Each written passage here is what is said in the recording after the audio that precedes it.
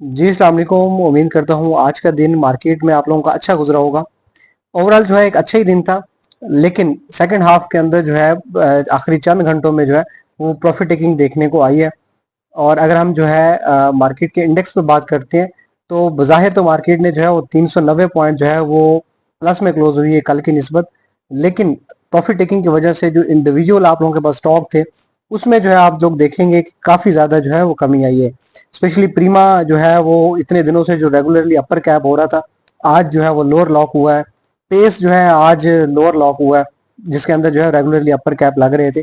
तो इस तरह से जो है वो काफ़ी ज़्यादा स्टॉक जो थे इंडिविजुअली आपके 4-4 5-5 रुपए 6-6 रुपए जो है उन्होंने गिरा दिए हैं। इसके पीछे जो है वो बेसिक लॉजिक क्या बन रही है, अगर हम यहाँ पे इंडेक्स को समझते हैं टेक्निकली, तो अब मार्केट जो है करंटली जिस लेवल्स के ऊपर खड़ी हुई है, 1,59,000 का जो लेवल है, ये मेजर रेजिस्टेंस लेवल है मार्केट के लिए।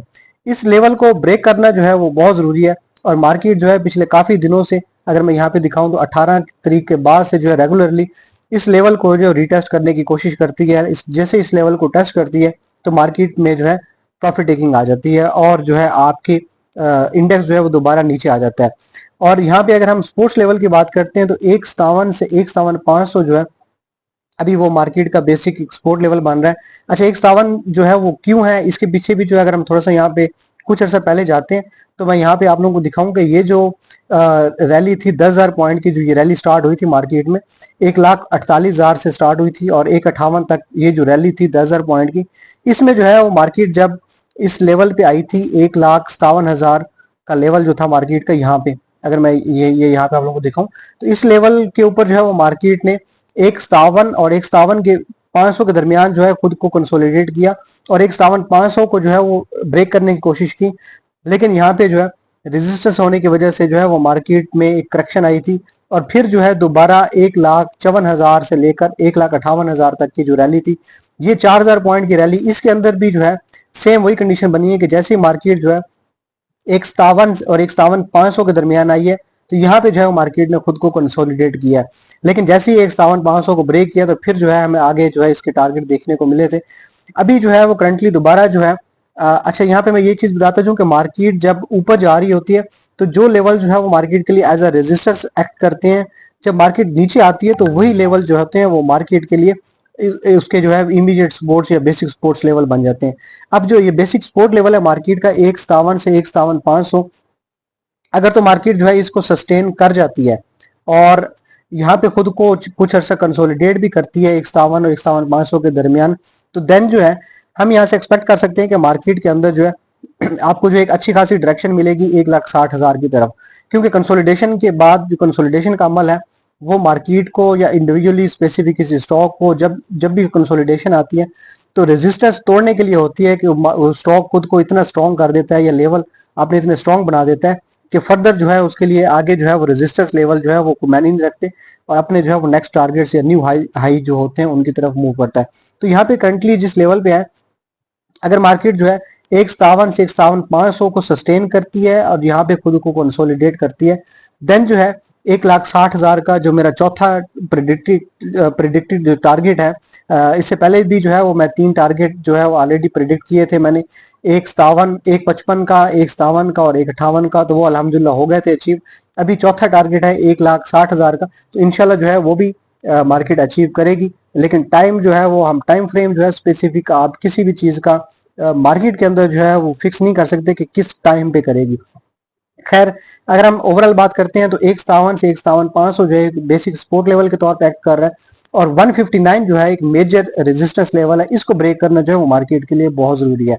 अगर इस लेवल को ब्रेक करेगी, देन जो है एक रैली आपको अच्छी खासी जो है 1,60 से 1,62 के दरमियान जो है वो देखने को मिलेगी।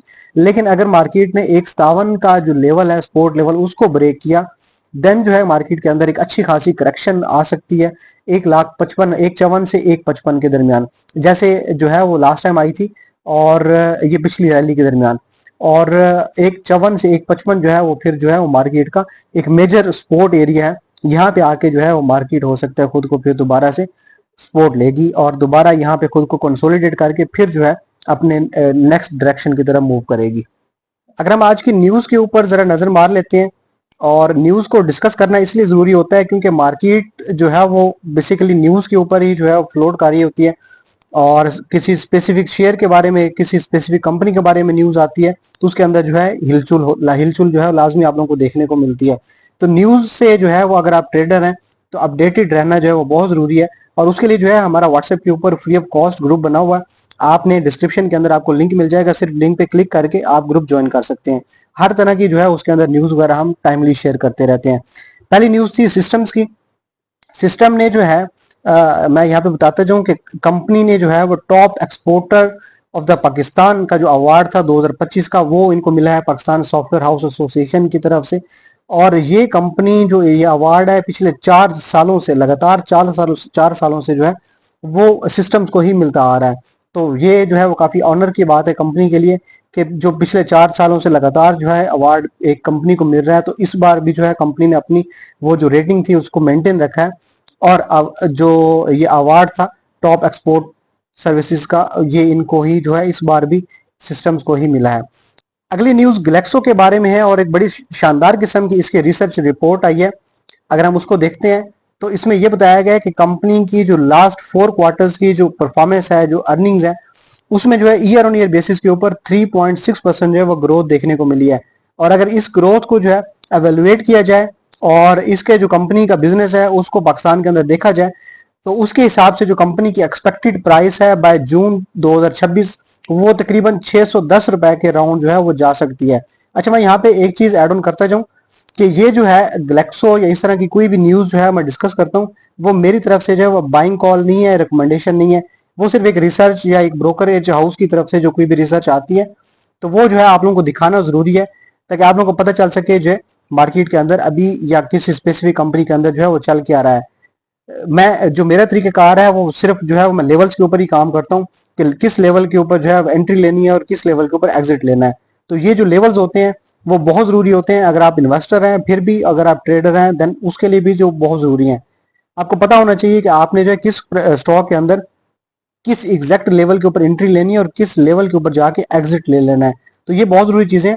तो मेरी तरफ से ये रिकमेंडेड या बाइंग कॉल नहीं है, लेकिन मैं यहाँ पे इसको थोड़ा सा जो है वो न्यूज को मजीद इसमें ऐड ऑन करता जाऊँ कि ग्लेक्सो जो है वो पाकिस्तान का जो फार्मास्यूटिकल सेक्टर है उनमें से one of the biggest company है।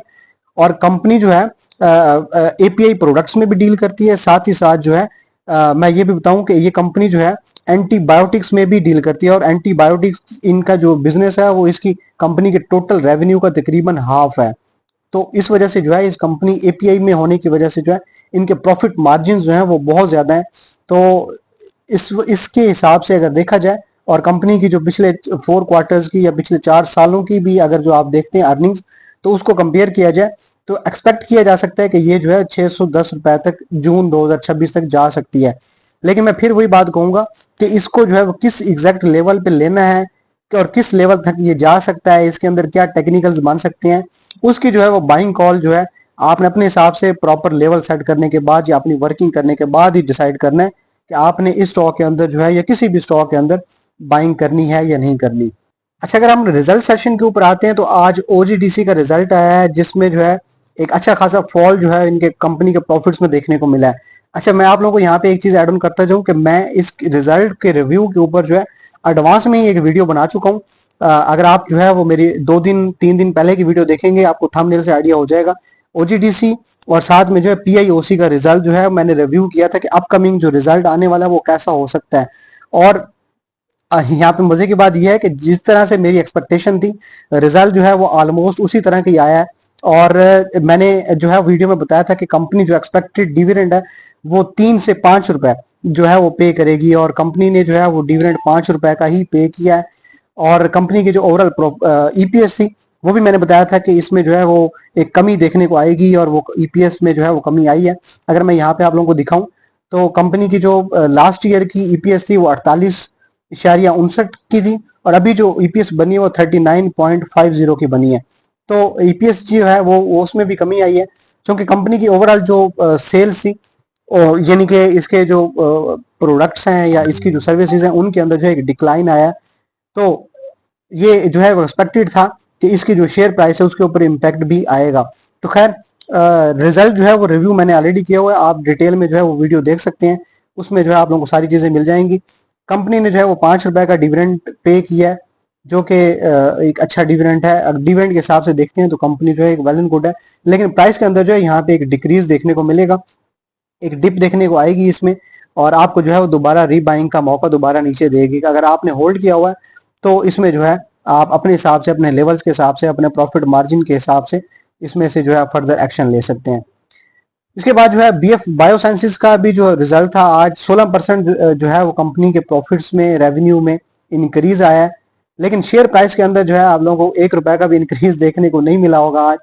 और अगर मैं यहाँ पे बात करूं तो कंपनी की जो ईपीएस थी वो 6 रुपए 9 पैसे की लास्ट ईयर की ईपीएस थी, अभी जो है 5 रुपए 52 पैसे की ईपीएस थी। अच्छा, यहाँ पे मैं एक चीज बताऊं कि ईपीएस जो होती है कंपनी की, वो सिर्फ कंपनी के प्रॉफिट्स के ऊपर ही डिपेंड नहीं करती, बाकी बाकी की कंपनी की ओवरऑल जो परफॉर्मेंस है उसके ऊपर भी डिपेंड करती है। तो कंपनी के जो है वो प्रॉफिट्स तो इंक्रीज हुए हैं, लेकिन साथ में जो है ईपीएस जो है इसकी डिक्रीज हुई है।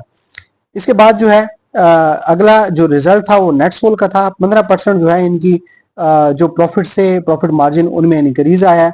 और अगर मैं ईपीएस की बात करूं तो 13 रुपए 59 पैसे जो है इसकी लास्ट ईयर की ईपीएस थी, अभी जो है वो इंक्रीज होकर तकरीबन 15% जो है वो इंक्रीज था। 15 रुपए 74 पैसे की अभी करंट कंपनी की ईपीएस बनी है। इसके बाद जो है अगला जो रिजल्ट था वो था फिरोसन लेबोरेटरीज का, और कंपनी की जो प्रॉफिट है 22% जो है उसमें भी इंक्रीज आया है।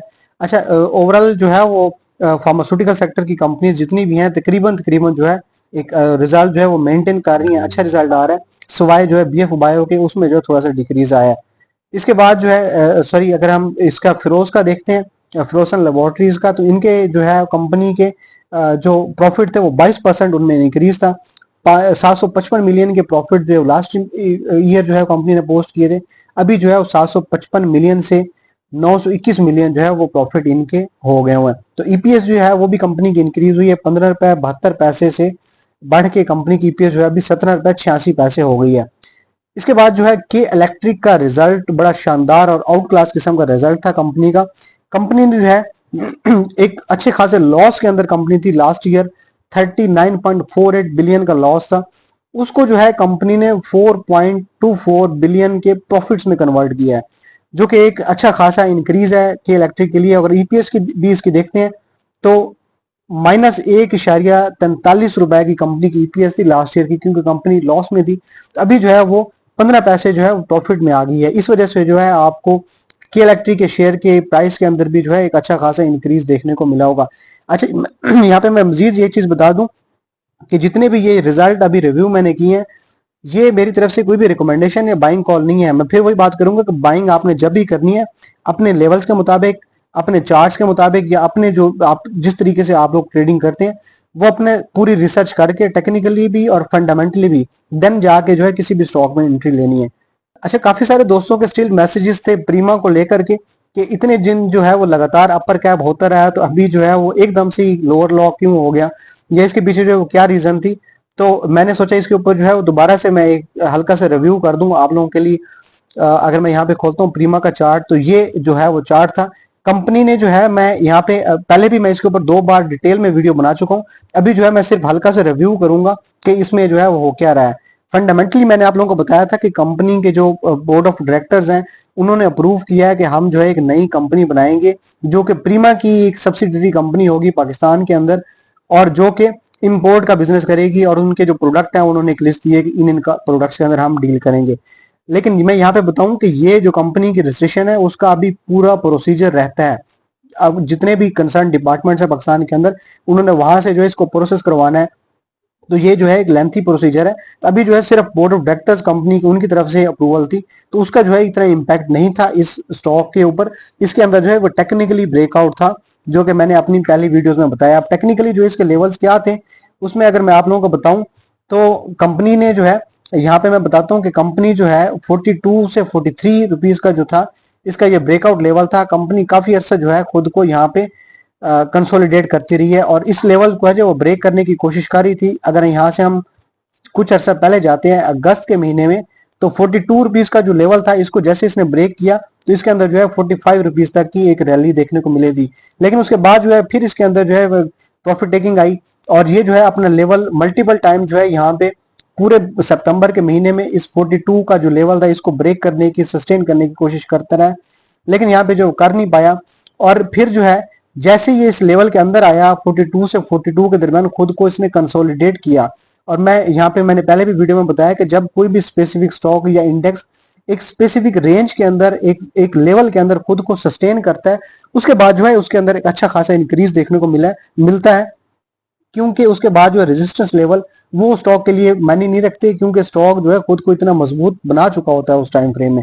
तो कंसोलिडेशन जो है वो एक बहुत ही जरूरी अमल है स्टॉक की ग्रोथ के लिए। अच्छा, यहाँ पे जो है जैसे इसने इस लेवल के अंदर कंसोलिडेट किया और फिर जो है एक शानदार ब्रेकआउट के साथ जो है इसने अपना एक ब्रेकआउट दिया। ये जो इसका ब्रेकआउट लेवल था 44 रुपए का, इसके ऊपर जो ब्रेकआउट दिया तो फिर डेफिनेटली इसके अंदर जो है लगातार जो है अपर कैप लगते रहे। पहला टारगेट जब ये अपने इस लेवल बेसिक लेवल के ऊपर था, कंसोलिडेशन एरिया में था, देन ही मैंने इसमें बता दिया था कि इसका जो पहला टारगेट है 50 रुपए तक जो हो सकता है, और दूसरा जो टारगेट है इसका आप लोगों का 53 से 54 रुपीज तक जा सकता है। और पहला टारगेट भी इसने अचीव किया, दूसरा टारगेट भी अचीव किया। अगर आप लोगों ने यहाँ पे भी प्रॉफिट टेकिंग नहीं की तो फिर उसमें मैं फर्दर आप लोगों को क्या गाइड कर सकता हूँ। मैं हमेशा यही कहता हूँ कि प्रॉफिट टेकिंग जो है वो बहुत जरूरी चीज है। साथ साथ जो है वो प्रॉफिट टेकिंग किया करें, अपना एक लेवल बनाया करें, अपना एक स्टैंडर्ड रखा करें कि ये लेवल है, यहाँ पे जब स्टॉक आएगा, ये मेरा एक रेंज है कि यहाँ पे जब स्टॉक आएगा तो यहाँ पे मैंने लाजमी प्रॉफिट टेकिंग करनी है। उसके बाद चाहे स्टॉक 100 रुपए भी बढ़ जाए तो आपको उससे गर्ज नहीं होना चाहिए। लेकिन अगर जो है वो फर्दर उसका जो एक लेवल है, फिर उसके बाद अगले लेवल जो है वो बाद में सेट करने वाली बात होती है। पहले जिस लेवल के ऊपर खड़ा हुआ वहां पे उस स्टॉक के साथ जो है वो कोई ना कोई उसका लेन देन करना जरूरी होता है। तो प्रॉफिट टेकिंग जो है इसमें बहुत जरूरी थी।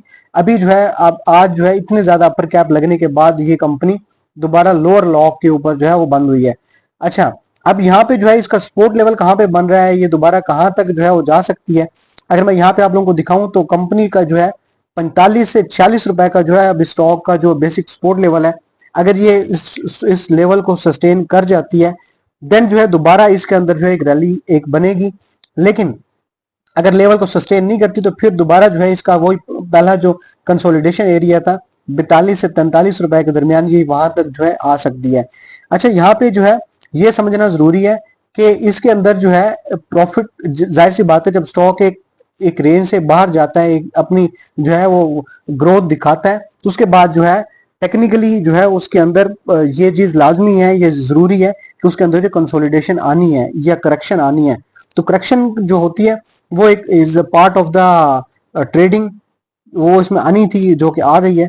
अभी जो है यहाँ पे जो सपोर्ट लेवल है वो 45 से 46 है, अगर इसको सस्टेन कर जाता है तो फिर जो है दोबारा इसके अंदर एक अपवर्ड ट्रेंड जो है वो बनेगा। लेकिन अगर सपोर्ट लेवल नहीं सस्टेन करते तो फिर जो है 42 से 43 रुपए जो है इसका मेजर सपोर्ट लेवल है। Thank you so much for watching सरमायाकारी। अल्लाह हाफिज।